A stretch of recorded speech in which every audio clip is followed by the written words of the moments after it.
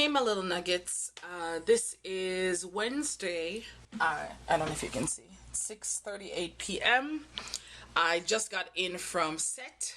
I'm very grateful to have work, so this is not a complaining video. I wanted to touch base. It's been about a week and a half since I put up a video. And today there was news of a Donald Trump presidency. And I won't lie, I was floored. I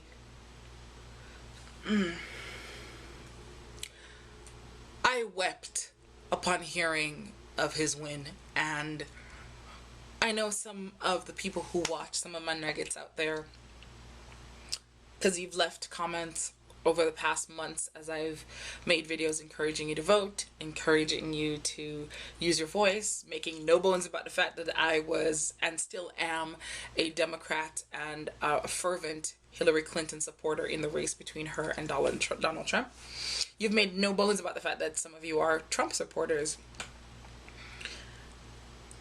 So I'm sure there's a part of you that's happy, but I wanted to take a moment to just say a couple of things. One being, I think this is a sad day. I'm in no way bitter because my team lost or anything like that. I've been in this country for 16 years. I have witnessed the election of George W. Bush for 2 terms, the election of President Obama for 2 terms, and before today I'd never been afraid of the other person running the country. So I wanted to take a moment and say to my LGBTQ brothers, sisters, and allies, I see you and I love you. To my Muslim friends, or anyone who practices a religion that isn't part of what is mainstream acceptable here in America, I see you and I love you. To immigrants who've come here from other places to make a better way for themselves, I see you and I love you. And to women who feel somehow betrayed and belittled and devalued by the glorification to the highest office in the United States of America of a man who speaks of us with such disdain, I see you and I love you. And I also want to say to any minority or disenfranchised group who feels as though it's white people that are to blame for this, I understand where your rage and irritation comes from, but I implore you, don't do that. Don't become a bigot because of bigotry.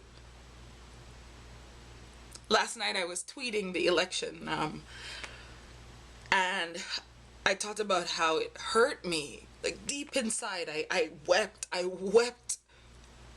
in my bathtub for about probably 20 or 30 minutes. I was just inconsolable. And I had a mild panic attack too, like I couldn't quite catch my breath.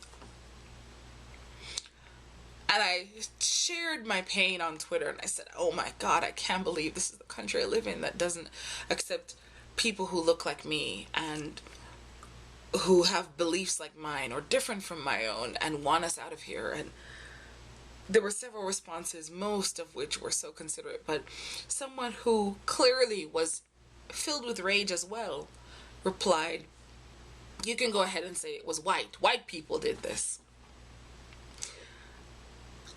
I never want to get to the place where I hate a group of people based on their race, or assume a group of people mean me ill based on their race. So I implore you to try to go high. Even if you feel America let you down and went low, try and go high.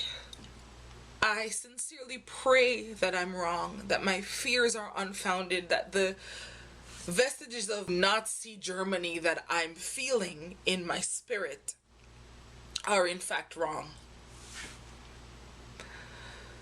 And I would encourage every last one of us to be kind, to each other, to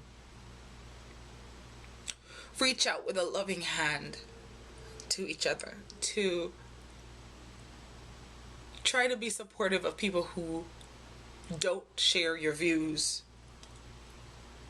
even though I'm guilty of not always being great at that. So that said, I wanted to leave on the screen or below, I don't even know if I'm going to edit this, the numbers to hotlines if you need to talk to somebody because you're feeling as though your country doesn't love you. This has been my adoptive home for my entire adult life. And I'm a little scared. Anyway, I love you guys. I'll see you soon.